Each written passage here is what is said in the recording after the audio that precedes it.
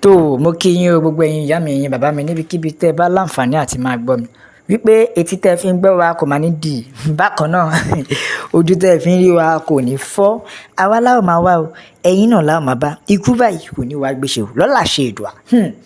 Ǹjẹ́ ẹ ti gbọ́ mo ní kí n sáré gbé yín débẹ̀ ni o wípé gbogbo ọba aládé ilẹ̀ Yorùbá iṣẹ́ ti fẹ́ já o ẹ pe ààrẹ ẹ bá Tinubu sọ̀rọ̀ wọ́n níṣẹ́ ti fẹ́ já o lọ́wọ́lọ́wọ́ báyìí gbogbo àwọn ọba aládé tó jẹ́ wípé gbogbo ọba aládé ilẹ̀ Yorùbá gbogbo ọba aládé ilẹ̀ Yorùbá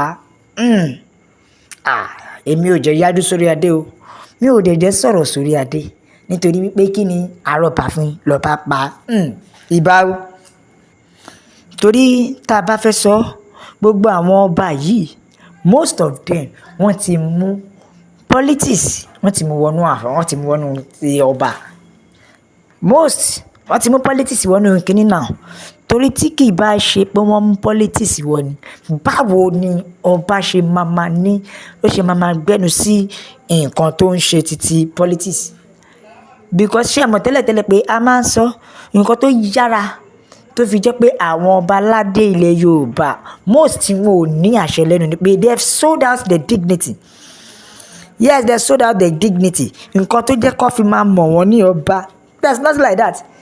Nígbà tí gómìnà ti ń fa ọba yọ anyhow, báwo ló ṣe jẹ́ wípé àwọn ọba gan ní máa wà in dirty shit? Ẹ wo àfiyèsí n ò jẹ́ sọ̀rọ̀ o. Ṣùgbọ́n àwọn ọba tó jẹ́ wípé àwọn ló yẹ kó dìde kó gba òmìnira tó yẹ kó dìde kó gba ilẹ̀ Yorùbá.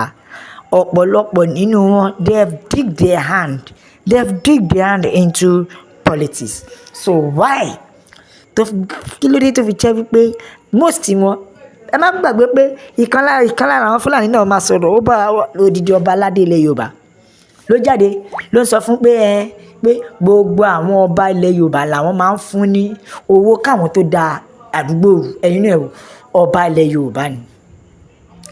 Yorùbá ni o ẹ wá rí ẹ jọ̀ọ́ nílùú tó lọ́ba tó níjòyè ṣẹ́ríìdì tá a fi sọ fún yín wípé Yorùbá nation la fẹ́ ṣẹ́ríìdì tá a fi pariwo fún yín pé òmìnira ilẹ̀ Yorùbá ló ṣe kókó nítorí pé a ti mọ̀ pé there's nothing the governors gbà tẹ́ pé àwọn bas kò sí àṣẹ lẹ́nu mọ́ ẹ má gbàgbé tẹ́lẹ̀tẹ́lẹ̀ wípé of recent ni àwọn ọba Kogi àtọba agbègbè kankan tó súnmọ́ sáìdì ilẹ̀ Fúlàní ni wọ́n jáde o tí wọ́n sọ wípé kí Ọọ̀ni Ifẹ̀ Oòyè ìyẹn ikú bàbá yèyé igbákejì òòṣà pé kó gba àwọn o nítorí pé àwọn ti ń sọ dignity àti respect wọn nù wípé kó jáde kó wá gba àwọn pé wọ́n ti ń yí ojú àṣà padà ẹ jọ ṣé kò ti máa rí bẹ́ẹ̀ nígbà tí bàbá kìíní jáde bàbá Ẹlẹ́bùíbọn ó sọ̀rọ̀ nípa àwọn ọba pé ohun tí ó fà tí ilẹ̀ Yorùbá fi rí bó ṣe rí ni pé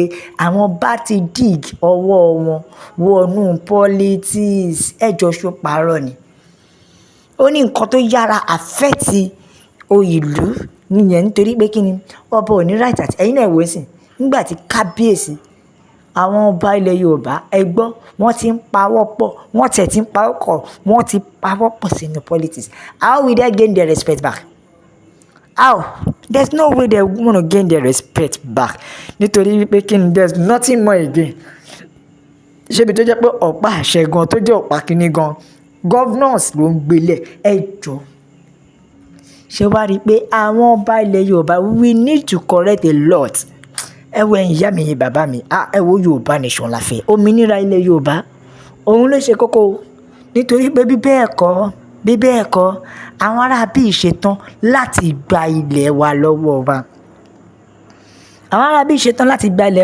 wa àdúpẹ́ pé àwọn ọba wọ́n ti ń dìde àwọn ọba kọ̀ọ̀kan wọ́n ti ń dìde wọ́n ti ń fọwọ́sowọ́pọ̀ fún Yorùbá nation wọ́n ti ń pariwo pé kí oníkálukú pín wọ́n ti ń realize nǹkan tí olóyè Adéyẹmọ Sunday Igboho ṣàṣọ ẹkùn ọkọ̀ Fúlàní fúnra rẹ̀ àjànàkú kọjá mórí nǹkan fìrí bàbá rẹ́rìn kásọpá rẹ́rìn wọ́n ti ń realize nǹkan tí Professor Banji Akintoye ń tẹnu wọ́n pé ẹ jẹ́ kó ní kálukú lọ lọ́tọ̀ọ̀tọ̀ bẹ́ẹ̀ ni náà ẹ jẹ́ kó ní kálukú lọ lọ́tọ̀ọ̀tọ̀ èyí tí aṣẹ́rú fúlàní ti tó ẹ wo bí ìlú ṣe rí, ẹ wo bí ìlú ṣe dà.